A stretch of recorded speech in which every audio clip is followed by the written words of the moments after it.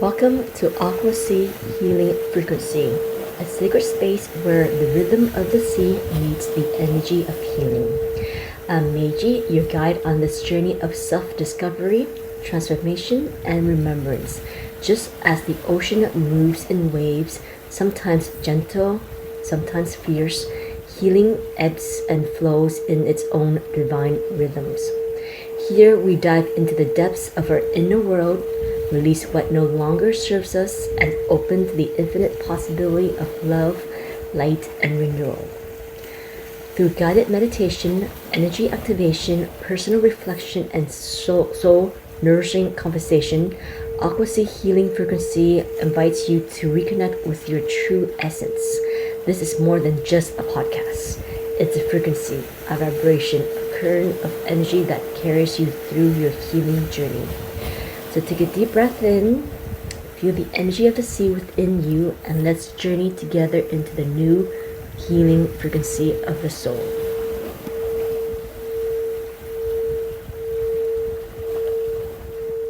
On this first episode of AquaSea Healing Frequency, we will explore how this podcast came to be and the intention behind this journey. Hi, I'm Meiji, a yoga teacher, a Reiki healer, wife, mom, and so much more. Today, I'd like to introduce myself to the spiritual community and share a bit of my healing journey. 5 years ago, my husband, who was on his own healing journey, asked me, "Have you ever thought of being a yoga studio owner?"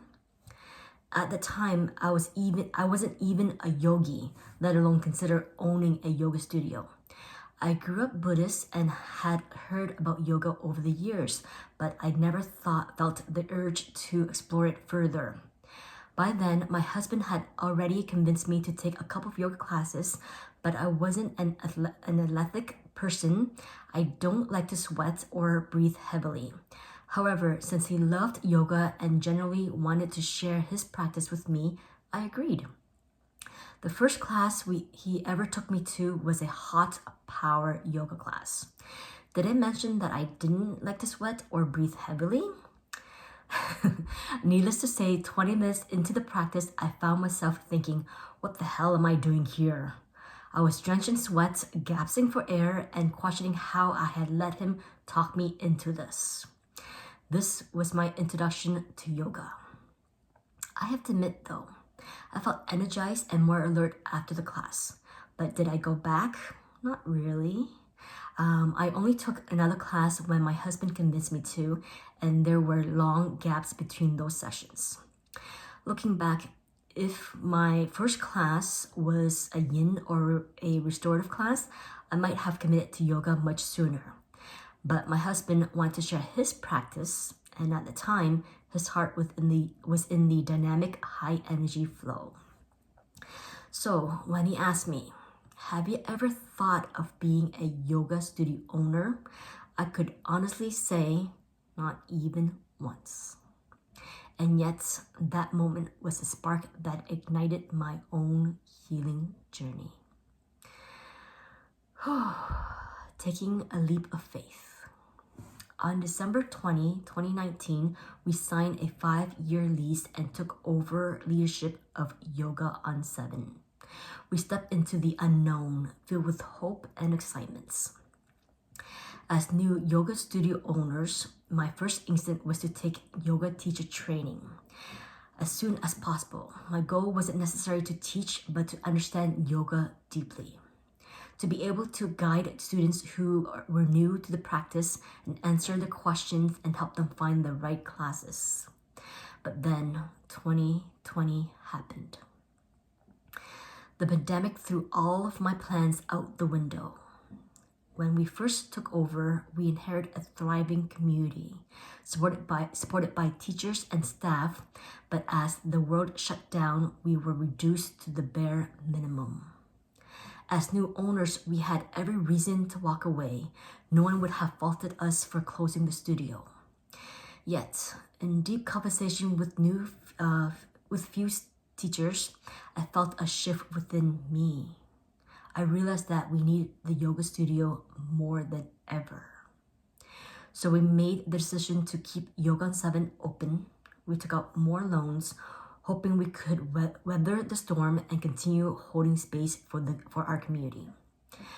When the world started reopening, I finally embarked on my yoga teacher training in January of 2022. I'll share more of that on another episode. The heart of Yoga on 7. As I deepened my healing journey, I poured more love into Yoga on 7 community. I envision it not just being a yoga studio, but as a true wellness center, a sacred space where people could heal their body, mind, and soul.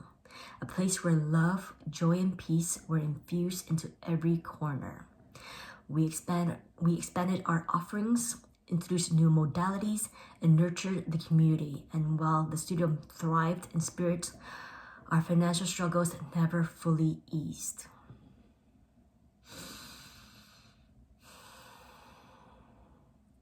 As 2024 arrived, I knew we had about a year left in that space. We tried everything to shift our financial situation. When the lease renewal came up, we attempted to negotiate with our landlord, but his terms were beyond what we could afford. Despite our best efforts, he rejected our offer. It was heartbreaking to close Yoga on 7. And I will dive deep into another episode of how that felt, the grieving. To new beginnings. As 2025 begins, I find myself once again stepping into the unknown.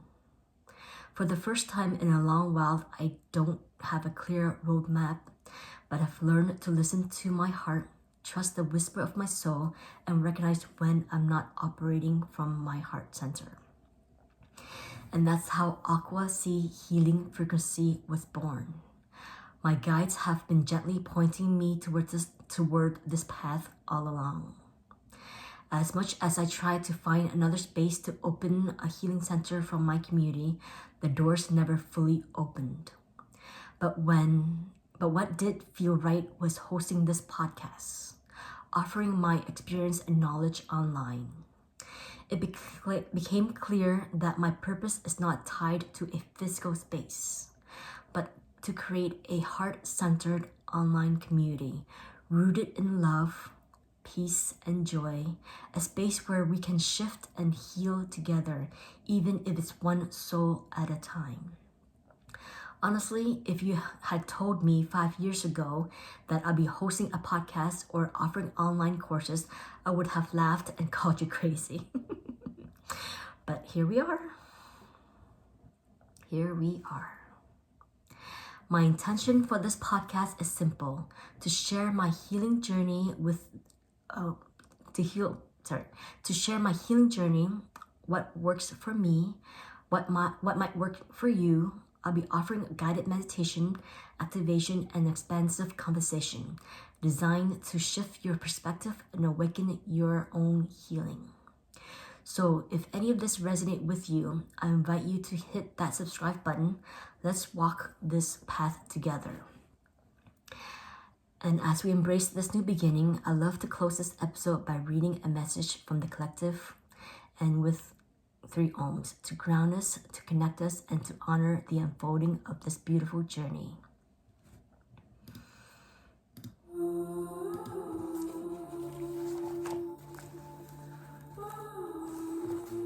Let the body lead the way. Trust the wisdom of your body, for it often reflects the wisdom of your soul. Place your left hand over your heart, your right hand over your left hand. Take a deep breath in. And as we send our collective healing vibrations to ourselves, to our loved ones, to Mother Earth, to the universe. Exhale. Inhale.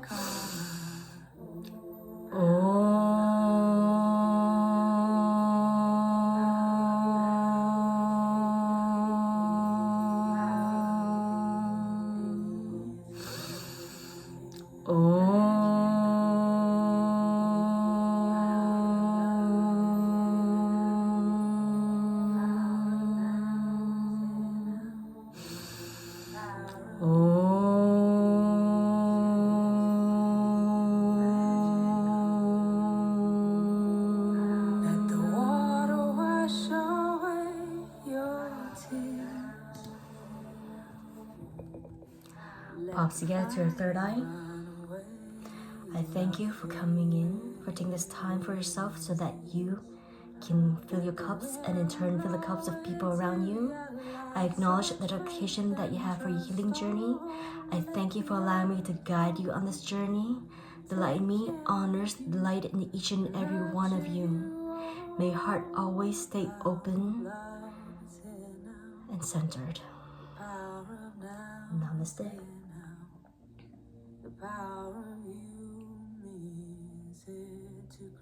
Thank you.